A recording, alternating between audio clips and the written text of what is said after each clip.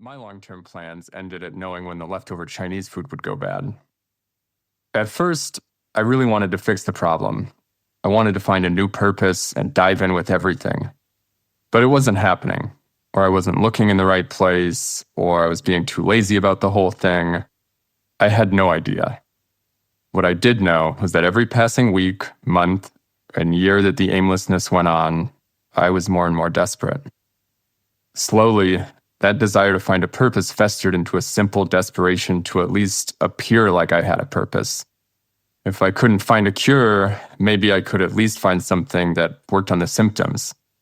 I needed a distraction of responsibility, a smoke and mirrors show that I could hold up to the rest of the world while I feverishly figured out what in the hell I was doing. I knew that there were a few gold standard proof of responsibility milestones that I could turn to. Things like grad school, marriage, kids, enlisting in the military maybe. But the idea of going back to school seemed ludicrous, which made the idea of a new career seem pretty unlikely. Getting married was a bit too dependent on the cooperation of others, and having a kid was that same problem multiplied. The military, as far as I knew, still involved a lot of running around, so that was out. At the time, the girl I was dating announced that she was looking to buy a house.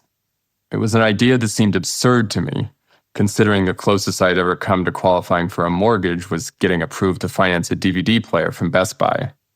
Her confidence in tackling the task made me question how unbelievably out of my league she was. I'd never seen the house buying process before. It was astounding. It reeked of responsibility, with all its forms and appointments and phone calls and emails and bank stuff. It dawned on me that a real estate purchase might be an ideal solution to my problem. For 2 solid weeks, I reveled in telling folks that I was looking into buying a house when they asked how things were going.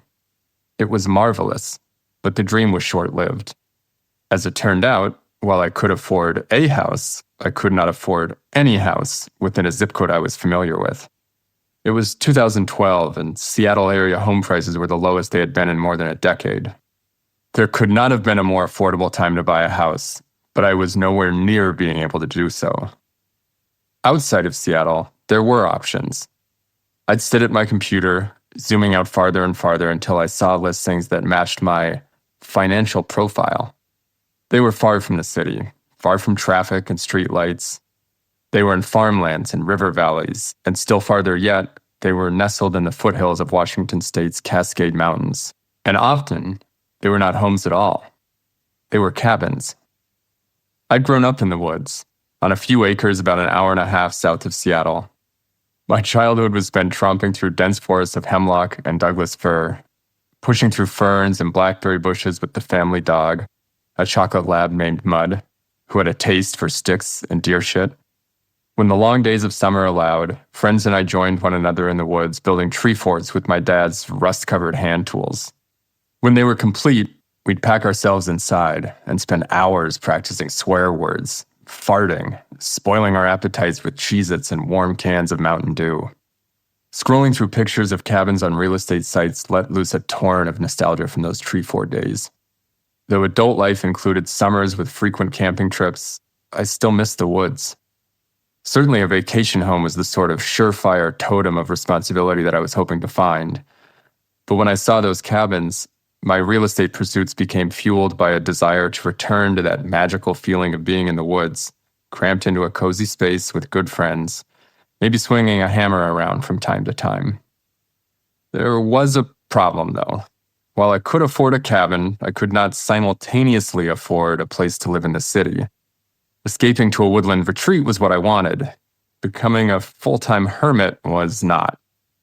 Nonetheless, I kept looking, gawking at log structures and snowy mountains, drooling over humble cottages alongside lakes and rivers.